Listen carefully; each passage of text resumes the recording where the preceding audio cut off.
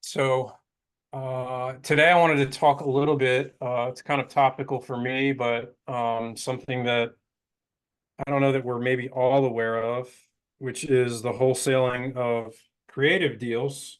I just did one. Well, we haven't actually closed. We're closing tomorrow. We were supposed to close potentially last week. It got pushed, but we got everything we needed to close on it tomorrow.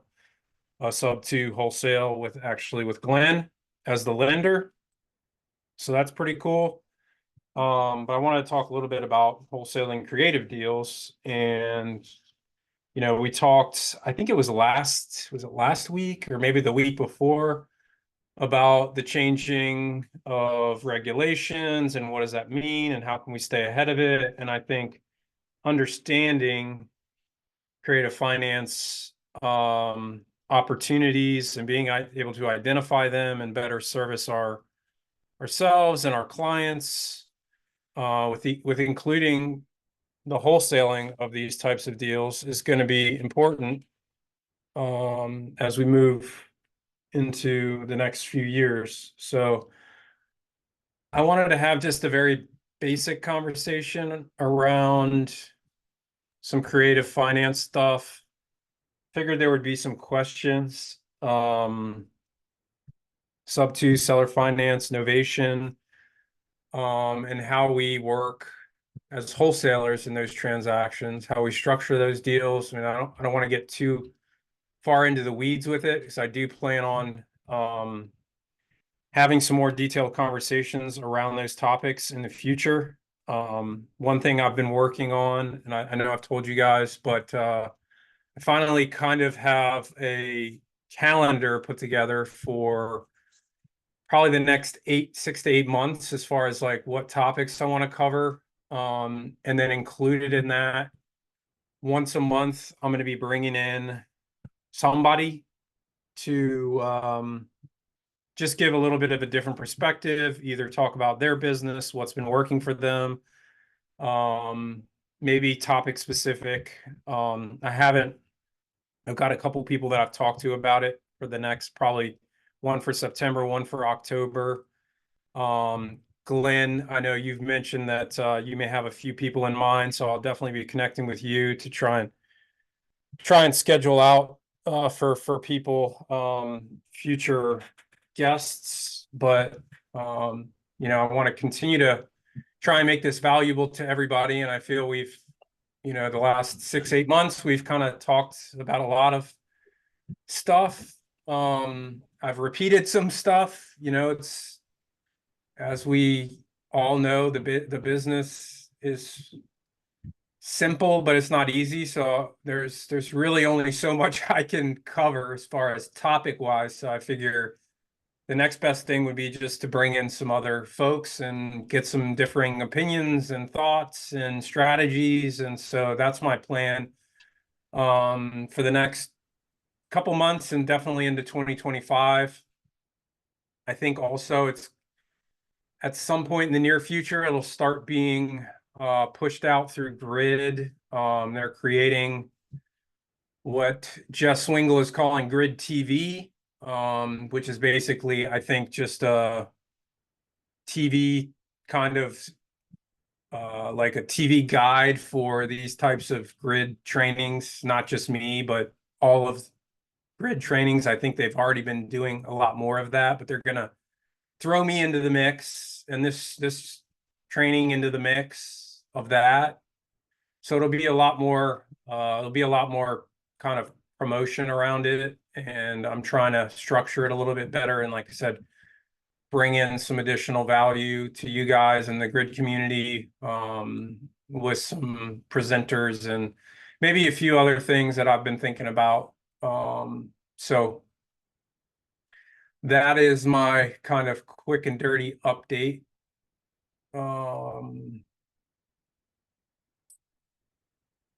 Let's see here. So you all know me. We all know each other, I think. There's only a few of us in here today. I thought a few more people said they were going to show up. That's why why I continued on with today's training on the holiday, but that's okay. I'd love to. I've got it. There's always the VOD. Yep, no worries on my end. Appreciate you guys being here. Um, Before we get started, we'll do our normal. Love to hear what's going on. Anybody's got anything to share, wins, struggles? We can take a couple minutes to share, and then we can jump into some creative finance wholesaling stuff. So I'll open it up. Anybody cares to share anything today? I'll start with a struggle. I may need help from Mike and possibly members from the group. All I've right. been working a lead for several weeks now.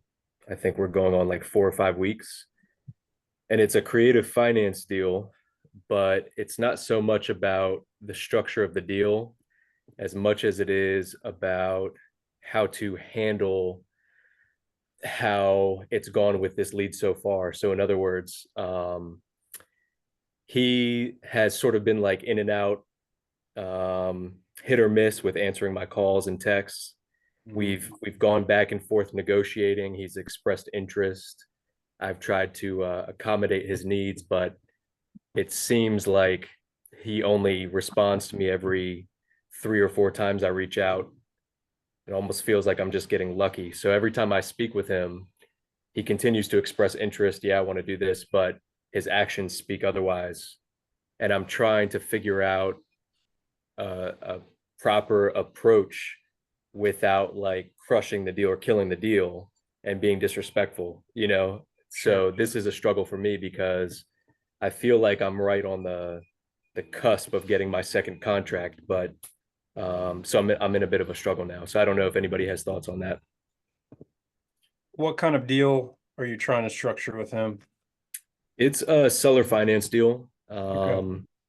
He was open to cash or seller finance, and I made two offers to him. I made a cash offer, which was less than the seller finance. So it was like 20 grand less for cash offer. And I made him a full ask for seller finance. So basically what he was asking for the property, I was willing to give it. And that's kind of the road that we went down at this point is the seller Okay. finance.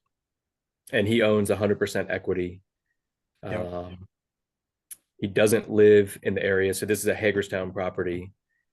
He doesn't live in Hagerstown. He's in two other cities, basically back and forth, two other cities. He doesn't have time to go to the property. That's fine. I tried to accommodate that and say, hey, we can close, you know, without you even having to come to town, or, you know, we can settle if you want to pre-sign. I've offered that option, but it's not like he's not interested. It's just his actions are Pulling him showing me down. that, yeah, he's kind of like on the fence, you know. Hmm.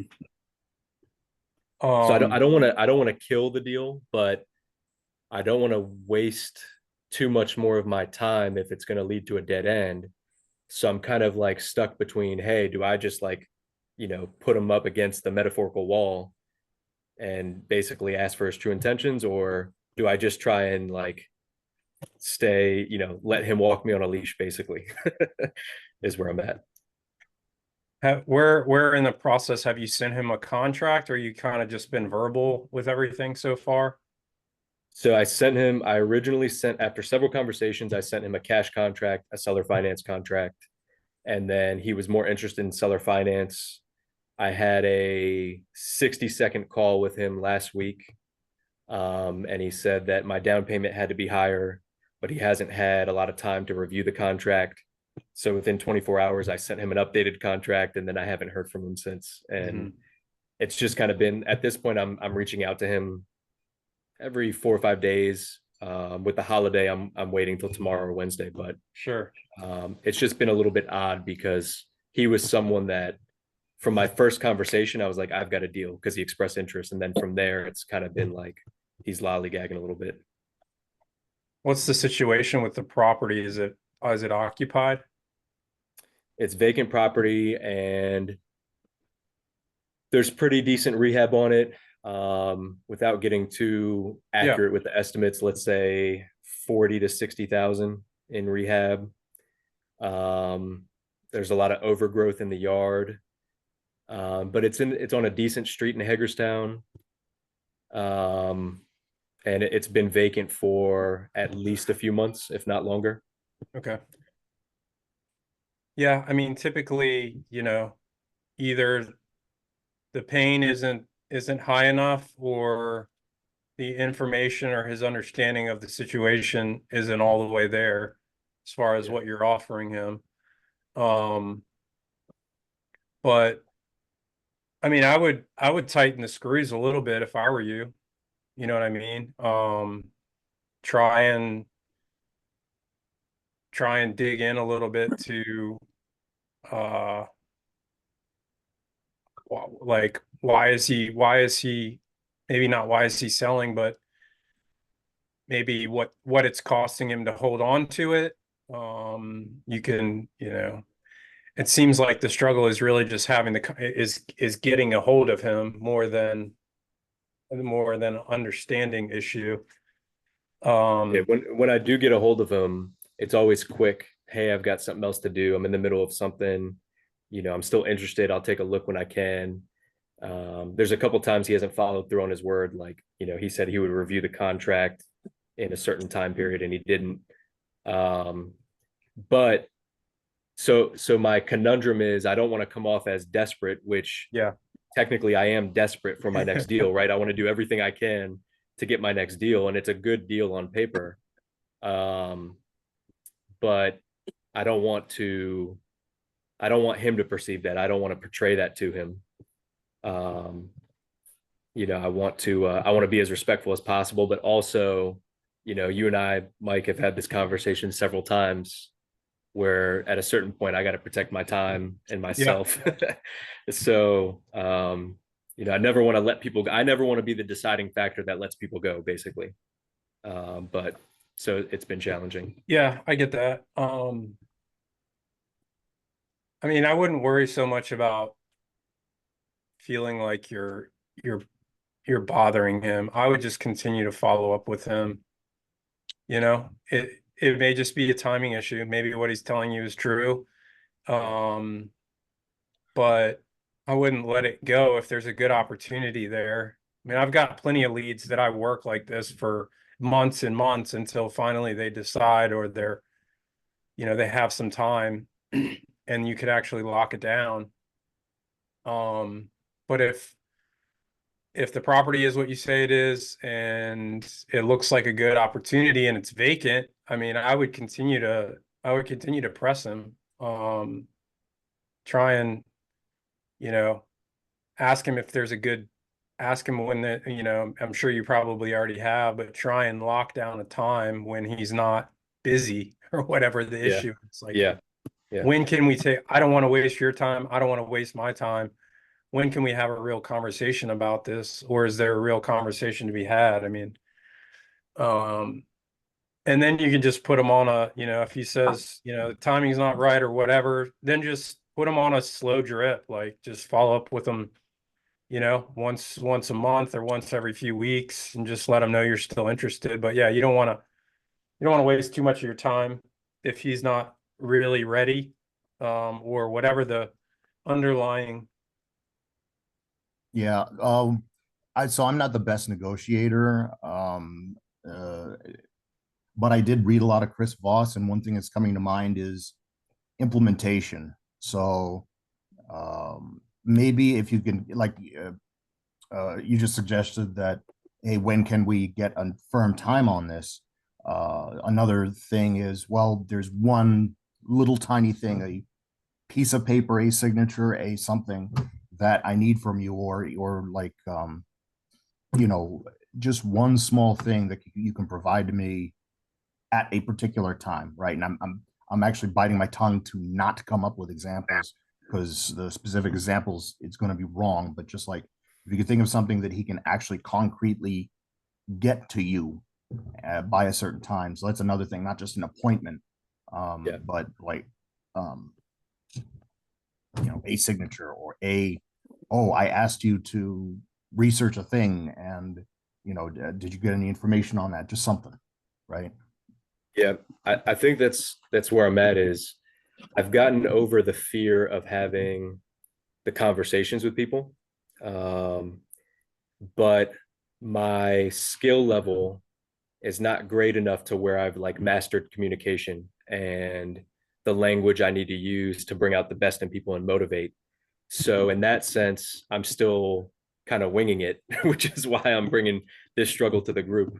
So Yeah. it's, I'm not afraid to call them. I'm not afraid to text them, but I also know that there's people out there that are a lot stronger in the communication category than me. And for whatever reason, they kind of have that it factor, whether their personality or the language they use or the way they use it, that tends to get them more deals. And I think that's kind of like, that's probably going to be the last piece. Not that I'll never or ever stop growing, but I think that's going to be one of the last pieces I need to fill into my puzzle is I've gotten over a lot of things. I've had a little bit of success, but the one thing is sort of that communication. So I recently bought a book called How to Win Friends and Influence People. It's a pretty famous business book, and I just started reading it. So this has all been on my mind, which is why I brought it up today.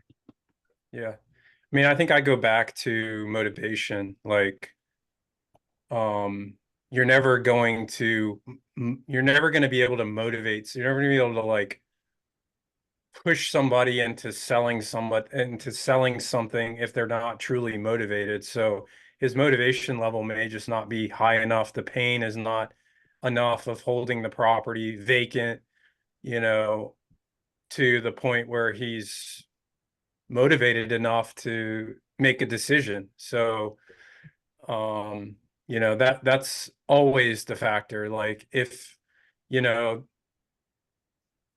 he was losing whatever the dollar threshold is a month, that would hurt him enough to be like, I got to get rid of this thing. That's one thing. But if he's not if he's not in that position, he's just not that motivated. It seems like it's maybe just a kind of like keep the nurture going, keep in his ear, make sure that he knows that you're still interested and you're here and the offer's on the table. Get, Go ahead, Glenn. I'm sorry, I'm talking to my dog. I'll go on Oh, mute. okay. So, or I'll go keep for them the on no, I'll go keep for them the on the drip no, for or pull back. I mean, pull back. Say, hey, I've got lots of other deals that I'm working on. I'd love to work with you on this, but I don't want to waste my time. I mean, you can do that and still follow up with him, down the yeah. road in a month or whatever. Yeah. So you kind of have to you have to be in the situation to understand where you're at. But like, if you want to tighten the clamps a little bit, you can go the other direction, pull back and see what happens. I mean, Yeah. I know you don't want to lose it. Well, instead of you pulling back, like uh, push him on just one specific thing and let him say the no or the reason why they can't do that. And it's like, oh, I got to know here, which uh, again kind of structures where the good things are for one or another. Oh, you can't do that. Well, why? And then you might uncover something, right? Yeah. So the one thing that's in my head is some kind of fast talking guy. All right, if we can get this today, then, or if we can get this tomorrow, then we one step closer, kind of thing. And just extremely simple imperative language. Can you do that for me?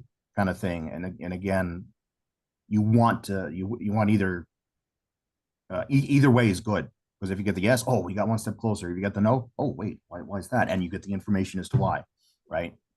Yeah. Yeah, exactly. No, that's great insight. Yeah, Yeah. but you pulling back, not so much, but you pushing very gently in a direction until you get the yes or no. Yeah. Alex, this Yeah. is Glenn. Sometimes you just want to get the conversation started with something to yes and get him to say yes about something you've asked about or want to do. And in that mind, once he begins saying yes, it makes it easier for him to go with that flow in the future. You may have tried that already. Another thing that I've seen people do is they might bring in a partner as a closer. Somebody like Mike, who's Thought very about that. experienced. half of a deal is much better than none of a deal. And you might learn something in that process, and both communication strategies and techniques. And also, if you've got somebody really experienced at your side, you don't close the deal. It wasn't something you weren't doing.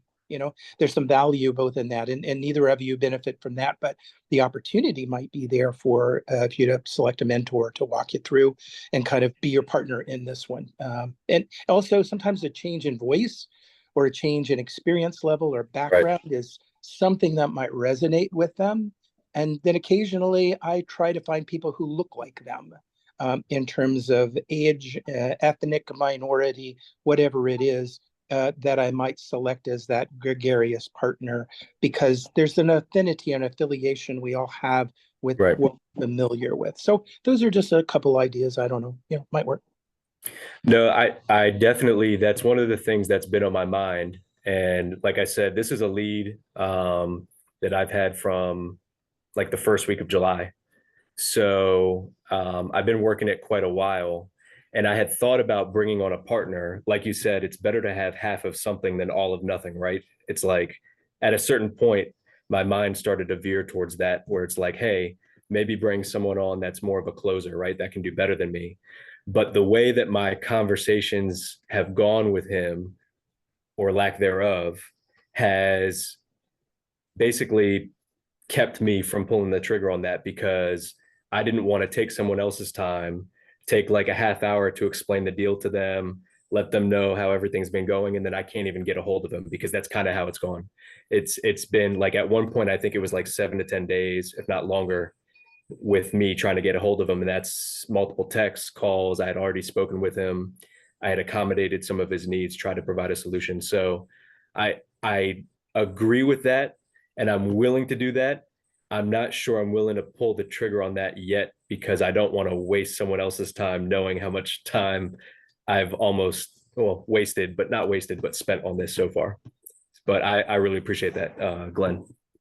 Yeah, good insights, Glenn. I just go back to motivation again. Like it seems like he maybe is just not all that motivated. Alex, I think I do the same thing as it pertains to closing. Sometimes I just feel like, either I could have done better or I'm not doing something. But I think when it comes down to motivation. When somebody's truly motivated, you know, it's it's an easy pitch. Like, here's the best solution. We know it's seller finance. It gives you the price you want, gives me what I need. Like, if he's truly motivated for that price or whatever to get rid of this property, he's gonna pull the trigger. So it seems like it's probably just more of like a lead status thing. Like, he's just not quite ready. And I would just, continue to do what you're doing and follow up with him. Maybe tighten the screws a little bit, see what happens. I don't think, you know, unless he's got a bunch of offers lined up, like, I don't think it's gonna be a deal killer for you to try and get a no or a yes out of him and then continue your follow-up sequence. I mean, Yeah. No, I agree. Yeah. So let me see how this week goes, and I'll see if I can get a hold of him, and maybe something will happen, or I can always bring the subject back up next week's webinar. yeah, cool. But I appreciate the insight from Yeah, everyone. good one. Thank you for bringing a challenge to the table. I like challenges. I like wins too, but challenges are always insightful for everybody. So thank you. Mm. Cool. What else we got? Give me something, somebody. Well, this is Glenn. I've got a deal before me that I'd like to discuss briefly and get you the group's input, if I could, Sweet. about. So they're looking for a first loan on a property. It's a 65-acre tract outside of Columbus, Ohio. It has a 3-2 on it, and it's owned by a family. So the family have 3 principal members, one the two guys are builders, construction trade, that sort of thing. They've done a number of flips over the last 10 years. And the credit partner they brought in is their mother. Okay. So the problem is the credit. Now they've got a current appraisal. They have a first trust on it now they want to pay off. That first trust is about 70,000. They do have an appraisal from that first trust that's just shy of 400,000. So they've got some money to work in it. What they want to do in a third phase is turn these 65 acres into something like an RV park or mobile home or something, but they've got much bigger ideas than they have experience to pull off. But the first phase is to complete fixing up the house on the property, then take a new first, pay off the lender in this deal, which would be me potentially, and then move forward with their next plans to renovate that property, not that property, but that 65 acre area.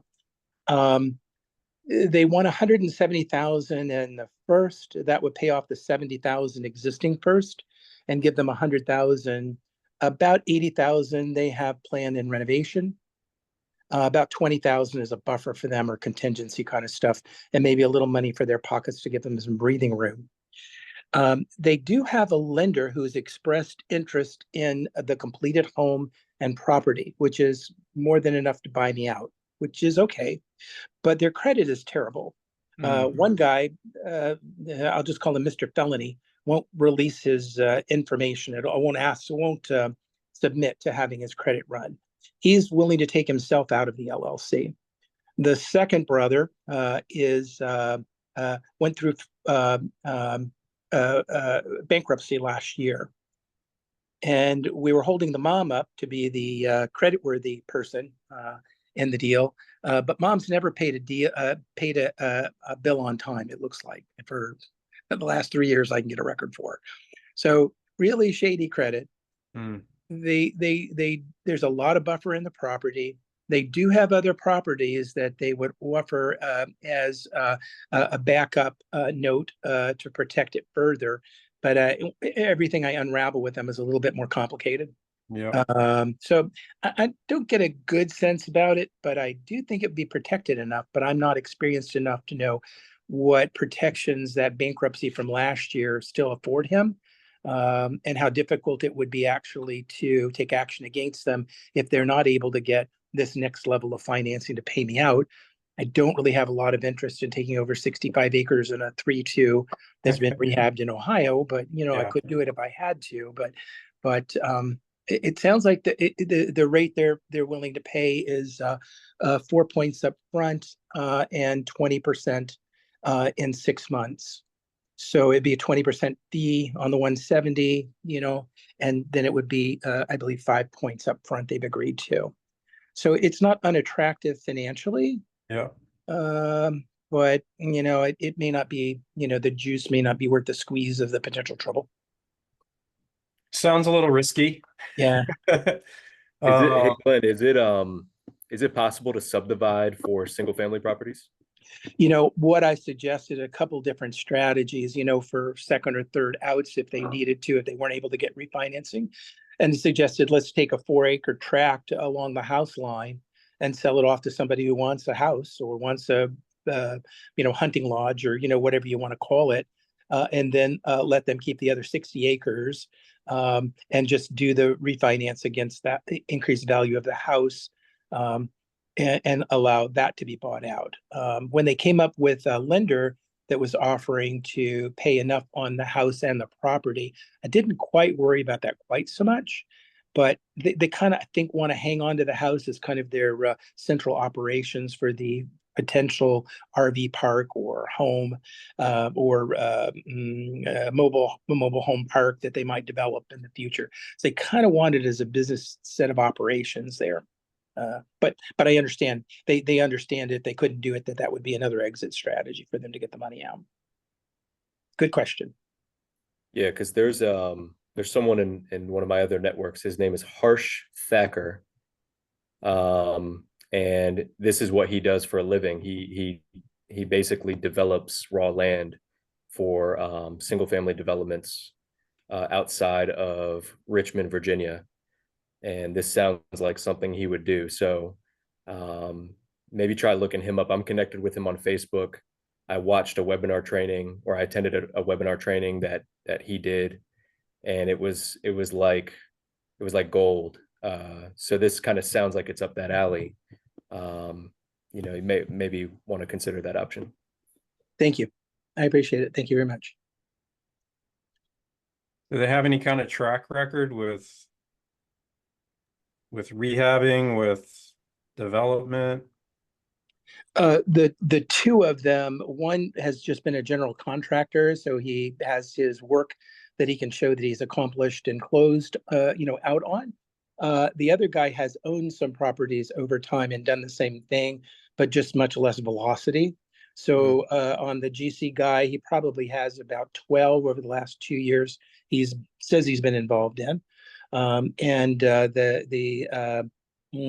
perhaps, well, I wouldn't say more responsible. The other brother, the other brother has about half a dozen properties in the last 2 years that he has owned or developed or closed, rehabbed, I guess. So they do have some track record, yes. I don't know if that would make me more or less nervous, Yeah, given, I you know what I mean? I get it, the craziness and Yeah, the bankruptcy.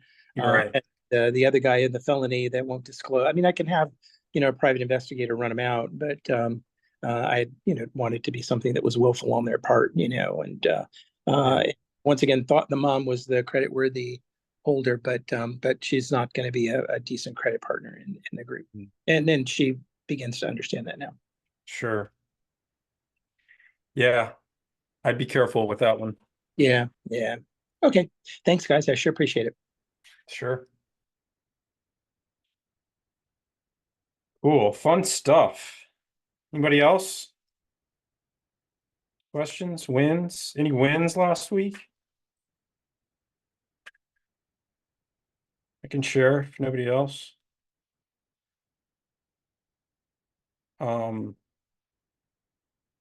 Well, Glenn and I are closing in on our first deal.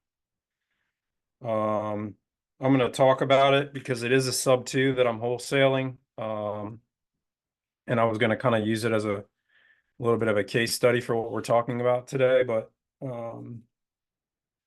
it's a Linden property that I was marketing a couple of weeks ago. Found a buyer. He needed some cash. I connected the buyer with Glenn. Glenn's funding it. We're closing tomorrow.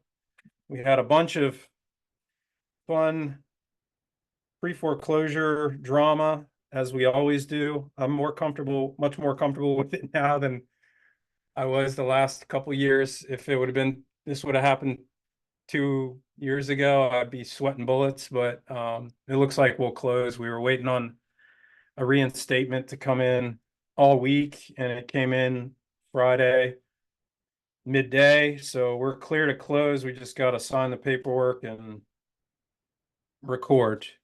And foreclosure is on Thursday, so we definitely got to get it done tomorrow. But we'll be closing on that one, which is exciting and a win from last week. Mike, what caused the delay? What was the holdup? There really wasn't a delay. The issue that we ran into last week was we had ordered a reinstatement the week prior, knowing that we had a buyer lined up and we were wanting to close at the end of last week, given the timeline on the foreclosure. And then we reached out to the attorney on probably Wednesday, Thursday, and they acted like they had never received a request for a reinstatement. So we were kind of like, okay, well, what's the next option? Is We this were thinking of, reinstatement of the title? no, reinstatement of the loan because it's a sub 2 pre-foreclosure. Seller's behind like 10K. So we knew the number. We had a reinstatement, but it expired. So we needed a new one because the trustee won't accept payment without a current reinstatement letter that's within the time frame of the reinstatement.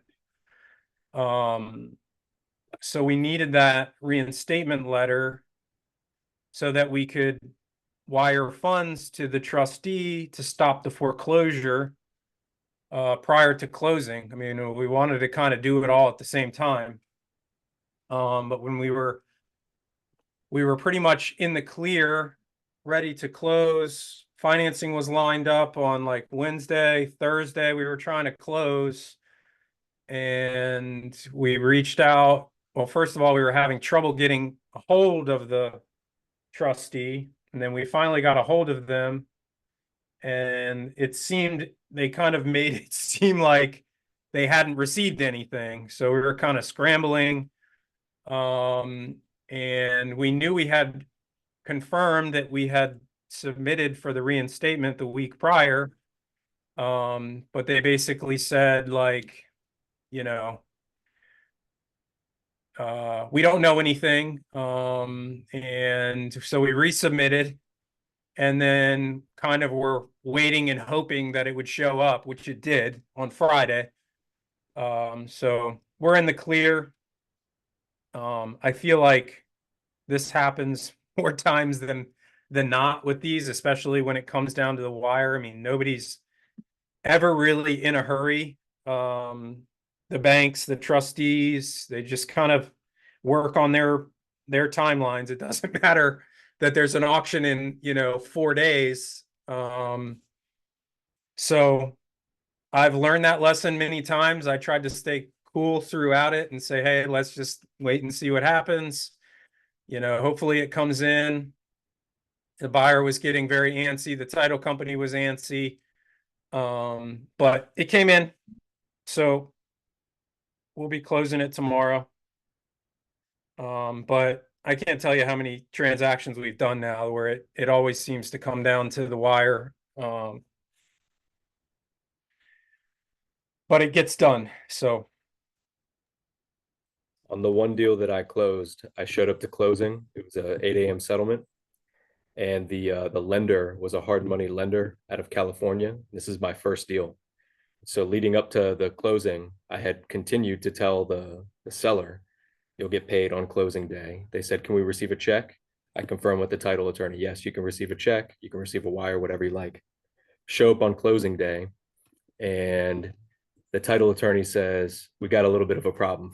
I'm like, great. The hard money lenders in California, and they won't be receiving the closing documents until they open for business. So the funds won't be wired till this afternoon. And I know this webinar is recording, so I won't use the words that came to mind, but you can imagine how I was feeling, because the sellers looked at me as if I had lied to them. And I had to reassure them that this is very unusual. The way that settlements work is you get paid at settlement. yeah. And ultimately it worked out, but it was one of those things where I was like, of course, on my first deal, right at the very end, there has to be one more thing that kind of holds it up. So Yep. It just doesn't surprise me anymore. Yeah. You learn those lessons along the way. I mean, I typically tell people, just for your information, I usually tell people, certainly if it's a wire, 24 to 48 hours after closing, you'll get funds.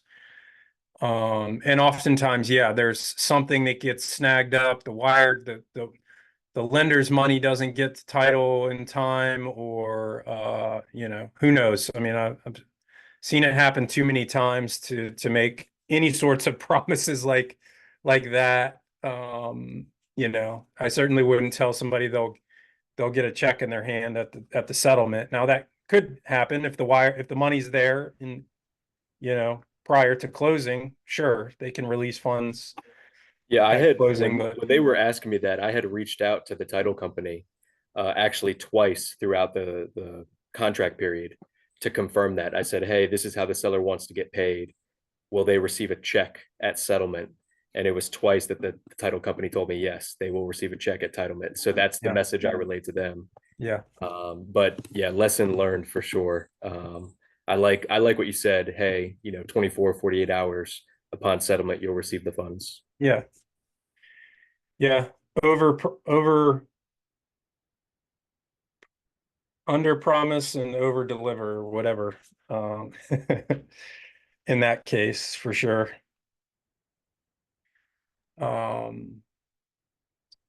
This is Glenn. I closed another loan this week. It was in St. Augustine, Florida. It Nice. was, there is a small construction firm. He does about 20 property rehabs a year for the last 3 or 4 years. He's got a great portfolio, and he finds these little cracker box houses. You've driven down in Florida and seen these things built like 30 or 40 years ago, and they're, just there's little tiny things right on the ground. But it's a 3 bedroom, 1 bath, and he's adding the second bath and a laundry room to it off the back patio. The He had about 80,000 in it, needed about 45,000 to renovate and to pay off his closing costs. So I loaned that out to him on a 4-month note for 30% with no points, no interest, and no payments for the 4 months. So in 120 days, theoretically, he will have completed it, put it on the market, and sold it. He believed it would be about a 32-day renovation. He's got 3 teams of people working for him, and that area is the reason he can do so many. And these are, I sort of believe he has his crew from Mexico or Guatemala or whatever. He just drives around in the bus and keeps them living in the bus during the construction time. So he's got control over them. And they'll do most everything except the HVAC, but most anything else they handle on their own. So it might work out. I hope. Cool, man. Lender extraordinaire, Glenn, jumping in with both feet. I love it. All right, cool. Well, I just realized it's 4:50 already, so let's get started here on some creative. Oh, I got a mindset today. Quote from Machiavelli: all courses of action are risky, so prudence is not in avoiding danger. Avoiding danger is impossible, but calculated risk in acting decisively. Calculating risk and acting decisively. Make mistakes of ambition, not mistakes of sloth. Develop the strength to do bold things, not the strength to suffer. So take action decisively. Not sure where I came up with that one, but something must have motivated me to put that in here today. All right, creative finance, wholesaling creative deals. I'm not sure that everybody knows this, but I was kind of hoping there would be a few more people here so we could really have a conversation around it. But you can wholesale sub-2 deals, you can wholesale seller finance deals, you can wholesale novation deals. And I think maybe that not everybody realizes that or knows that. And so that's really what the point of today's conversation is around just that. So understanding, again, based on our conversation last week, understanding these concepts and starting to learn about them and getting a grasp on them if you don't already, I think super important and going to be very valuable as we move forward. Again, so that you can better serve your clients and yourself potentially if you're buying property. It's a great way to make some additional money, and it's a great way to look at maybe what you would normally look at as just a wholesale through a different lens and come up with, different strategies, different solutions for your seller and for yourself. So again, in this kind of shift that we've got going on, I think it's important that we adapt and that we understand these things so that we can continue to win. So, obviously we've talked a lot about wholesaling. We haven't talked a ton about creative. But the whole idea behind creative finance is understanding people's problems and figuring out what the best solution is. So that might ultimately be wholesaling. That might ultimately be listing the property, but what creative finance does for us is gives us lots of other options to, you know, come up with solutions that may work for you and work for the seller. So typically these are situations where, you know, maybe your cash offer isn't appealing to them, but they also, for whatever reason, don't want to actually list and put a property on the market. They want all the convenience of a cash offer, but the cash offer isn't enticing or the motivation isn't high enough for them to take a cash offer. So that's when creative finance comes into play. So we all know all the buzzwords now. I think there's no real secrets here, but we know subject to buying a property subject to the existing mortgage, buyer takes owner, debt stays in the seller's name. Seller finances some or all of the purchase. And the novation, I think probably the most perhaps confusing to some is essentially a JV with the seller. So novation or to novate actually means to replace, and as it pertains to real estate, it's a replacement of a contract. So we put the property under contract with the seller. We're essentially partnering with them, so we don't have to close on the property up front. They hold the property, we go in and maybe do a little bit of renovation or do a lot of renovation, and then sell the property on the market to an end buyer. And that contract with the end buyer replaces our initial contract with the seller. That's the quick and dirty on a novation.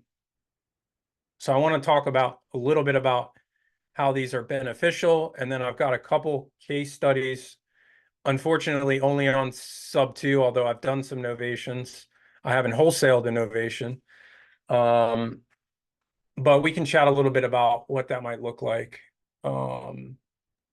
So real fast, Yep. other people in my group, they might send like an information packet out, or it's online, of course, but like, and one of the questions is sub 2 legal? And the answer is yes on that thing. Now, hold on a sec. Hold on. Subject to is covered in a real estate license, but very, very, very briefly. It's just like just the simple fact that subject to is there. So I wonder why that is not done in that way. That like just explain, is subject to legal? Subject to is covered in every real estate agent's training, but only briefly and not greatly explained. Would be such great language to include in an information packet, you know, just rather than is it legal? Yes. Yeah. You know, so yeah. And again, this is the information packet. This is written stuff, not verbal. Verbal is, you know, approaching subject to, if it is the right way, is a lot different. Sure. But, you know, in an information packet, is subject to legal? It's covered in your real estate license. So yeah.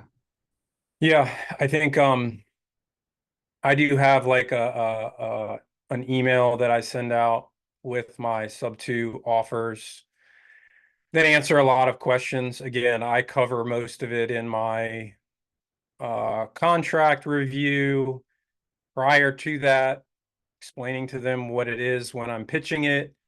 But yeah, I mean, it's a common question. There's a lot of misconception about it within the agent community. There's a lot of agents that don't understand it, that don't, I say they don't know about, I don't know how anybody doesn't know about subject to at this point in time, but you still run across agents specifically that don't want to hear about it, don't want to talk about it, don't want to entertain it. I think it's an education, a lapse in education more than anything. But it's certainly legal. As a matter of fact, it's on every HUD. If you look at a HUD, it's in there. And it's been going on for decades. It's nothing new. But there's still a lot of uncertainty around it. And I think it just stems from a lack of education. So anytime I'm trying to pitch sub two, there's an agent involved. It's just education. I mean, and I don't do a ton of sub two deals on market, although I just did one and we have an example of it here today. But yeah, that's a common one that we hear. Is it legal? So I want to talk about just each one briefly. Oops. Sub two, so use cases that I've found often. Again, pre-foreclosure, it works great. Any sort of real financial distress, but pre-foreclosure specifically is where I've had my success with sub two. And then on market, properties that have been sitting on the market for, 45 days, 60 days or longer. There might be some opportunity there. And of course, ideally anything that's been purchased prior to the last couple years and after 08, really, 08, 09, is kind of the wheelhouse for sub twos. The 4 or 5% all the way down to, we've got one at 2%, we've got bunch at 3, 3.25. Those are the ones that are really valuable because of those rates, given where we're at now with 6%, 7% interest rates that we're seeing right now. So pros for the seller, obviously we can find a solution that solves their problem. Maybe we can pay a little bit more in cash because we don't have to go out and get another loan at 7%, 8%, whatever investor loans are at the moment. Can help them rebuild credit if they're in a financial situation, specifically pre-foreclosure again, huge benefit. And then we can offer them all the same conveniences of a cash offer, pay all closing costs, no agent fees, or pay the agent fees. Timing wise, flexibility as is, leave all your junk behind, all the conveniences of a cash offer. And then of course for us or the buyer, we know we don't need to get a new loan. We've got some debt pay down that's happened already, an amortizing loan, principal pay down, with an amortizing loan, and low entry fee, potentially, again, if it's a situation where, specifically like something on market, maybe that was purchased recently, and I've got a use case, I've got a example that we'll talk about at the end where person just built a house in 2021, got into some financial trouble, wanted to move out of the country, put the property on the market, tried selling it for several months, dropped the price, got a few offers, but all the offers they were receiving was going to require them to bring money to the table to close, $10,000, $15,000 that they didn't have. So I ended up wholesaling it, but the buyer ultimately, I think, paid $4 or $5 grand in late payments and then paid me and the agent a fee and has a new construction home they're now renting out with an entry of, under 20K. So, pretty cool deal. It's a shame it was in Denton, Maryland, which is kind of in the middle of nowhere. We looked at it as a potential buy and hold for us, but owning property in Denton, Maryland wasn't really super attractive. So that's sub two real quick. Again, I just want to kind of touch on these. I'm not going to go in too much depth, but seller finance, FSBOs, expired listings, and of course, it doesn't have to be free and clear, but you may be able to get yourself some better terms if the property is free and clear. Again, we're solving the seller's problem. We're potentially paying more than our cash offer and also more over time if they're seller financing it with some interest. sellers can really capitalize. I don't know why, frankly, more people don't sell on seller finance because you can really make a lot more money doing it. Also limits tax liability by doing seller finance, also known as an installment sale, meaning they're taking payment over time, so they're limiting their potential capital gains. And again, convenience of a cash offer. All of these have the conveniences of a cash offer, but pros for the buyer, no need to go to a bank again, go through the approval process, all that underwriting, whatever. Ability to negotiate terms. A lot of the times with seller finance, our end goal is cash flow. So, you know, you can negotiate terms that allow you to cash flow, get a low, maybe a low pay, zero down payment or zero interest. I mean, the cool thing about seller financing is obviously it's all negotiable. The seller's the bank, so we just got to negotiate with them terms that are agreeable to both parties. So seller finance is something that I would really like to be doing more of, because I think it's really cool and I think it's really beneficial to both sides. I haven't really done a ton of seller finance deals, and then of course, what we're talking about today is the ability to wholesale these types of deals. And I've seen some really hefty wholesale assignment fees for good seller finance or good sub two or good novation deals. And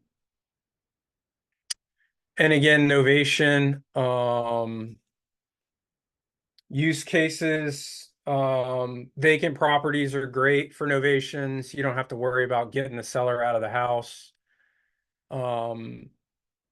Oftentimes the motivation is some kind of time restriction versus money or any kind of motivation over money. Liens and judgments are another good place to find these types of deals. Maybe it's a vacant property with a lien on it. Absentee owners, again, same thing, vacant. I should have put absentee owner on here. I guess that's kind of the same thing, but again, pros are pretty much all the same. Solves the problem, more money than cash, all the convenience of a cash offer. Pros for the buyer being we don't need to get a loan for the acquisition. This is more of a flip strategy, obviously, because we need to market the property, sell it, and get the seller paid. So this is really a flipping strategy. But again, what we're talking about is wholesaling these types of things. So you could wholesale a novation by just getting the novation purchase agreement signed and wholesaling that to somebody that wants to go in and do the rehab and work with the seller on the out sale. That is seemingly a bit more complicated now that I'm thinking about it. Again, I haven't wholesaled a novation. I've done some novations, but I do see people doing it. So I think it's something that we want to talk about, something we want to keep in the back of our minds. If maybe there's an opportunity to do a novation, but we don't have the time or the means to do the necessary renovation, we could just wholesale that contract to another flipper who may want to go in and do the work and then resell the property. Get out of here. Okay, whatever. So, uh-oh, my photo's not here, but anyhow, so this is the one we just wholesaled, or that I'm in the process of wholesaling with Glenn.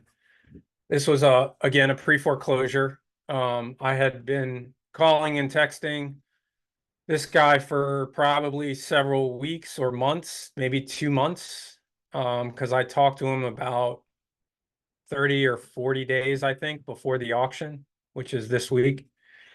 So about a month ago, I started talking with him.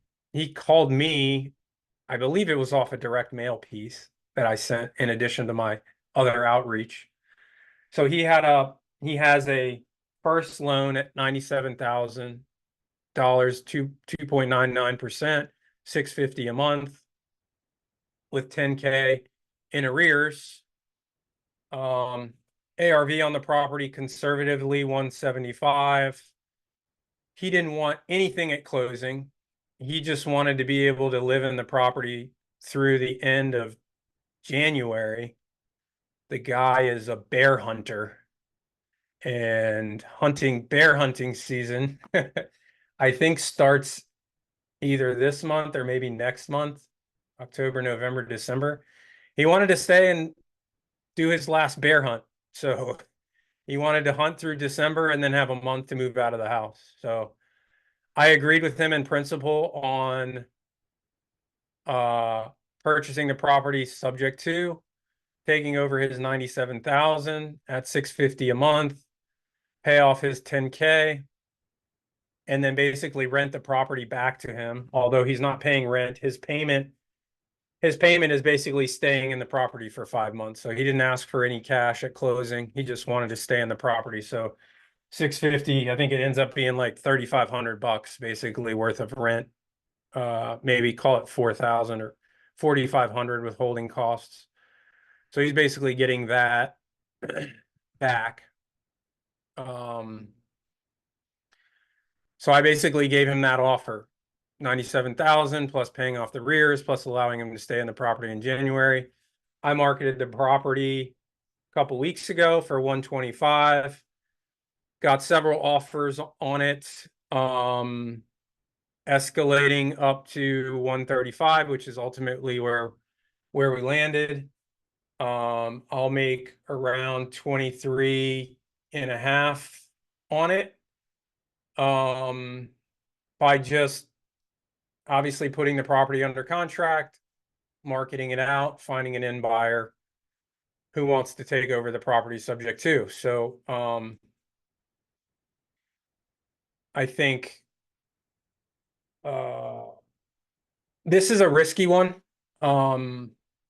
If you haven't done a sub two, I would recommend, if you have an opportunity partnering with somebody, partner with me.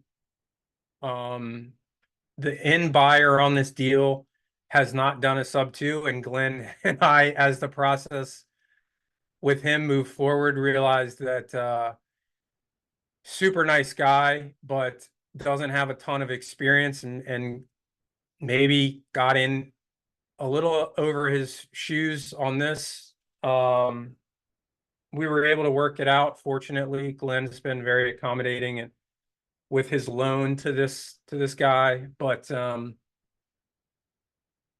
it's going to be work on my part. So what I'm getting at is, when I'm wholesaling a sub two deal, you need to be very, very careful with who you're ultimately assigning that property to, because for me anyways,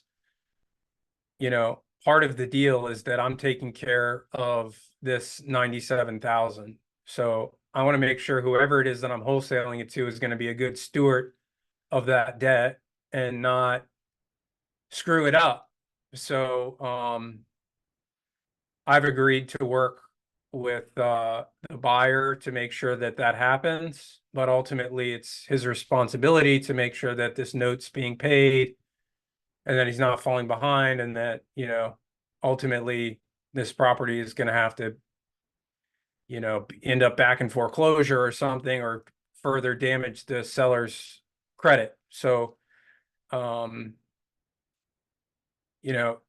typically when I'm wholesaling a sub two, I'm very careful with whom I'm wholesaling it to. I normally want them to have some experience, or it's somebody that I know, trust.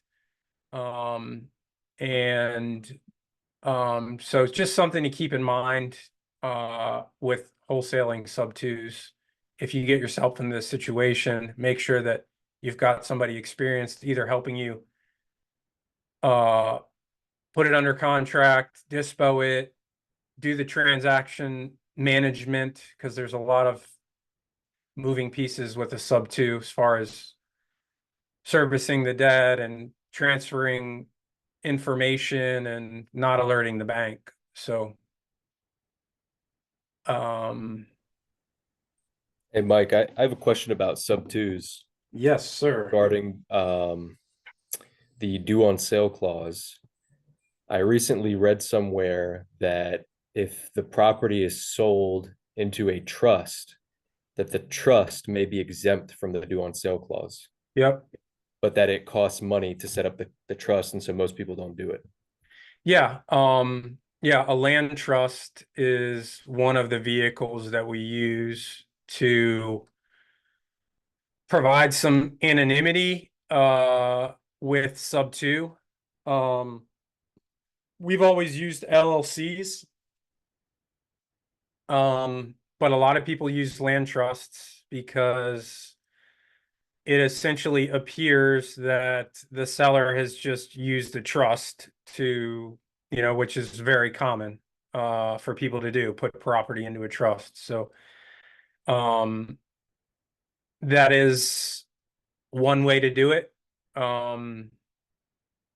We've typically historically just put properties into an LLC, name 1554 Khyber Pass LLC.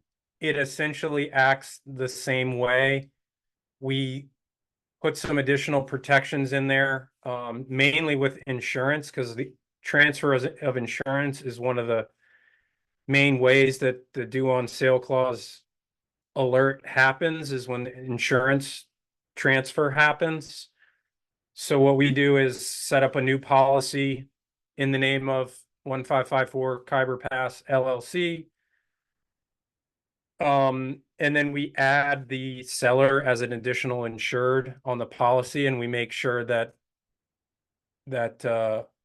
we inform the bank of that when we transfer the policy so that they don't start asking more questions. But yeah, to answer your question, the land trust is definitely one of the ways to do it. We've done personally, I think we own 6 properties sub 2 right now. I've wholesaled a bunch of them. And I've always done LLCs with no issue. But it doesn't mean it's the best way. So the bank doesn't give you a lot of pushback if you were to take out a new policy and basically inform them that the previous owner is an additional insured.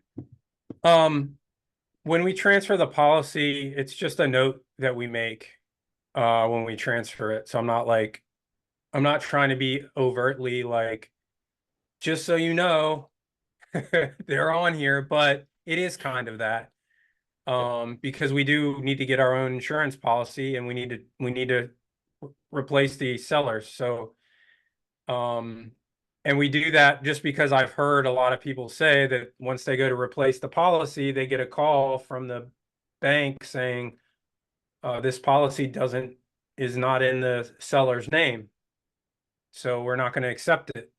So we just make sure to be proactive with that and kind of like try and get ahead of it, basically. So you just send the bank rep an email? Yeah, I mean, it's the bank insurance department, so it's just like, some number pusher, basically, Yeah. paper pusher. And again, we haven't had a note called. Obviously, it happens, but my understanding is the most often it happens due to non-performance more than anything. So somebody's not paying the note. That's when the bank starts snooping around. When the note's being paid and it's performing, the bank doesn't care where the money's coming from. So that's been my experience. I haven't really heard of any, mass note calling going on of sub twos. But yeah, I mean, Yep. it does happen. I can help with that one a little bit. I just came again from HostCon. HostCon is one away from Pace Morby, and it was on the screen, 0.001%. Quote the number specifically. Out of 10,000 contracts, one. Or is that 100,000? 001, 001. So 2 more zeros. 10,000. Out of 10,000 contracts, one will get called. Yeah. They did not say anything like what you said, not not to discount it, that that'll happen for non-performance. I didn't hear that. But they did just say the number out. It's like you got a 1 in 10,000 chance. Yeah.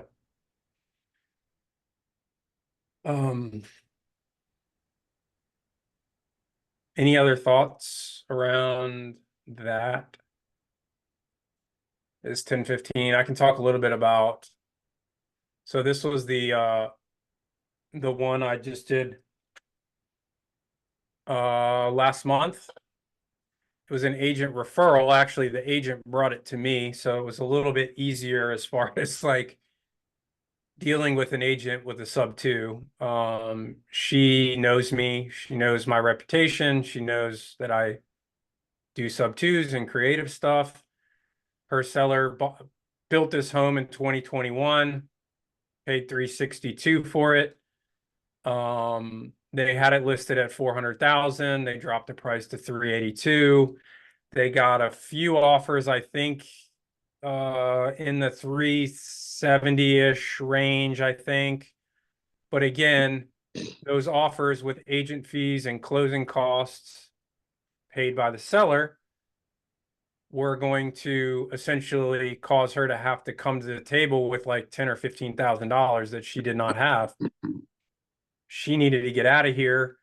She's moving back to Africa or something, I forget. So I again essentially offered to just take over that 340K at 3.5%, pay all the closing costs, pay her agent, and cover the, I think she was behind like a payment or two, so I think it was like $4,000 or $5,000. That might even be a little bit high. But basically I put the property under contract at basically her principal balance, 340.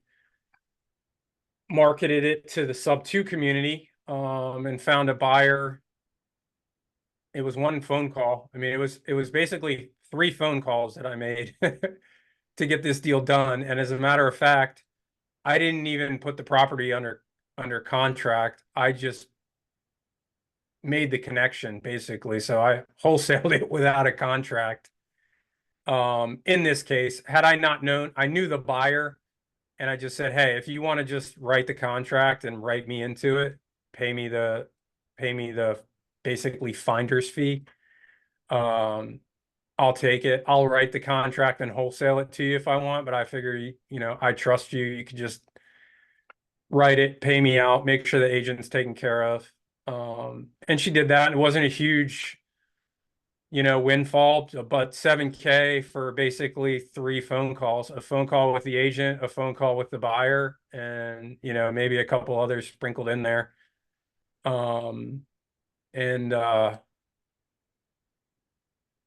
And obviously the buyer paid everything, took over this loan for 19K. I think she's doing a midterm rental on it. Somehow she already had a tenant lined up for Denton, Maryland, but anyhow, I didn't really get too much into the weeds, but I just wanted to kind of touch on the fact that we should be thinking outside of the box with our wholesaling businesses as we move forward. And I think wholesaling creative finance deals is just another way to solve a problem, make some money. Obviously, if you're into buying and holding, like creative finance it's our sub two is really our only acquisition strategy at this point right now.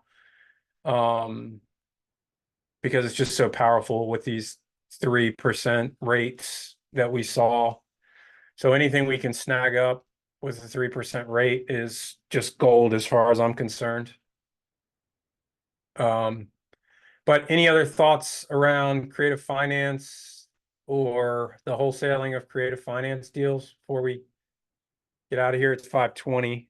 I don't mind hanging out for a couple minutes if you guys have questions.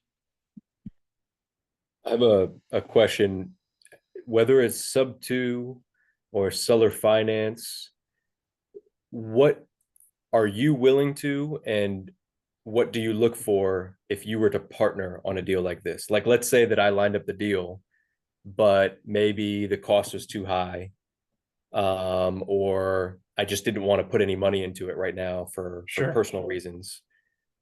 Would you be willing to come on as a partner and help close the deal? Or like, what do you look for in that type of scenario if somebody were to present the deal to you? Yeah, so I've done as much as, a 50-50 JV with somebody who brings me a deal, wants to learn about the process of sub two, um, and wants to put in some work into it so I don't have to do everything. Um, obviously, if it was just a lead that you didn't want to deal with, I'll pay you for the lead. If you want to learn and do the deal together, we can partner on it 50-50. You do some of the work, I'll do some of the work. I'll make sure we're doing the right stuff. And I've done as little as taking a point to 2 points for just um kind of being like a transaction coordinator. Like, hey, here's the paperwork we need, here's X, Y, and Z, go do it. And then helping them service the debt, like helping them from close to, you know, whatever after that. Which, couple two, on a $300,000 purchase, couple $3,000 to get them through the transaction, and then make sure that they're dotting all their I's and crossing all their T's with transition of the mortgage and setting up servicing and transferring insurance and all of that. Because it does take time and effort. But deal by Would you, deal, I would you, mean, oh, go ahead. no, you go ahead. So would you set up a brand new LLC like you were kind of explaining before?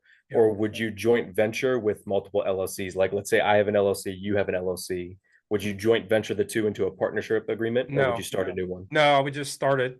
We put all of our properties into individual LLCs. Um, so if I put a property, no, number one, anything that we buy, I'll typically wholesale it to myself essentially, because there's effort involved in finding the deal, putting it under contract, um, you know, all of that. So usually I'll put properties under contract under Sell Simply, and then if we're going to buy it, I'll just wholesale it to my own LLC for a minimal fee, maybe 5 or 10K, just so, I can cover my time and effort. But if we were gonna partner on something as a buy and hold, I would set up a new LLC and we would just be partners. You could use if you want to hold, however you're holding property. I hold property in a separate holding LLC. So I use Caps Holding is my holding company, where I hold my shares of interests in all the properties that I own. Yep. So we would just set up a new LLC and then outline the terms of the partnership in the operating agreement of that LLC. Okay. Um, Yeah, because I'm the same. I've got two LLCs. One is basically my single member, I use it for my wholesaling Yeah. business. And I did another creative finance deal, which wasn't a wholesale in it. And then I've got another one that is sort of like my holding company. Like you said, it's where I've got my commercial property in Front Royal. That's the one I Yep. have it in. That way they're separate. So if anything happens, legally I'm protected. So yeah. yeah, I was curious about that point, how you set it up. Mm-hmm. Yeah. So Rob and I, on all of our properties, we own 50-50. So there's the LLC that we set up to hold the property, and then Rob holds most of his in his own personal name, but my experience and understanding was through Pace and his community. So I set up a separate LLC, Caps Holdings, where I hold my interest in all of the other LLCs. So there's kind of like layers of protection for me. Yeah, exactly. Yeah. And I think that's respectable too. I mean, if you're going in with a healthy partnership, there should be no reason why somebody wouldn't agree to and be understandable about you setting up a separate LLC to protect yourself. I think Yeah. that's kind of how it should be. So Yeah. great info. Cool. All right. Well, that's all I got. Unless there's any more questions, everybody enjoy the rest of your day off, if you call it that. I've been working most of the day today. Yeah, And because we'll I get just came back at back it next week. because I just came back from all the trips. I'm explicitly just playing video games right now. My body is worn out. Psychologically, I'm refreshed because I've seen all these people and stuff, which is nice. But like, my body's telling me to stop. So yeah, Vacation from the vacation. yeah. Well, cool. But all righty. Thanks, Mike. Yep, no problem. You guys take care. We'll see you next week. Hit me up if you need anything in the meantime. Thanks, Mike. Appreciate See it. y'all. All right. Go on. Take care.